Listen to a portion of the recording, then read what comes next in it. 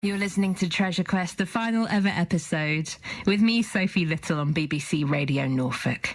I hope you don't mind me taking a moment to say something, but something that's always bothered me is when an individual has any kind of platform and they don't use it to speak up for others at a time when they should. So I hope you don't mind me taking a moment on this final show to use this one. Local radio, as I think we all well know, is a vital public service.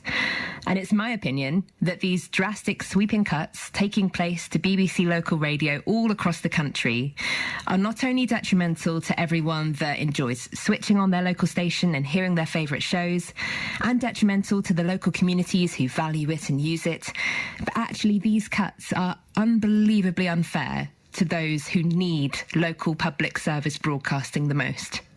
Those who are lonely and isolated, or those who are unable to leave their house, or unable to use the internet, or unable to pay for broadband or smart devices. Those who not only take joy from company of a familiar voice coming out of their radio, but who truly rely on it to keep going. And if you think that sounds dramatic, I wish you could be privy to some of the conversations I've had with listeners in recent weeks. They have reduced me to tears. The BBC's mission, as defined by Royal Charter, to act in the public interest, serving all audiences. I believe in the BBC. I believe in all that it stands for. It's vital and it's important. But I will say this how I see it. I feel the cuts are ableist, ageist, and they place economic barriers for some people too.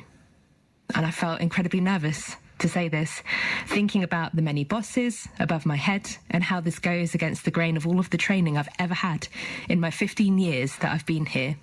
But I remind myself that this is not their BBC. It is our BBC. And like all of our public services, it exists to serve you. And so it must be scrutinised and held to account to protect its own integrity. And while I'm here, can I just say thank you for all of the wonderful moments that we've shared across these airwaves. They have shaped me, and I will never forget them.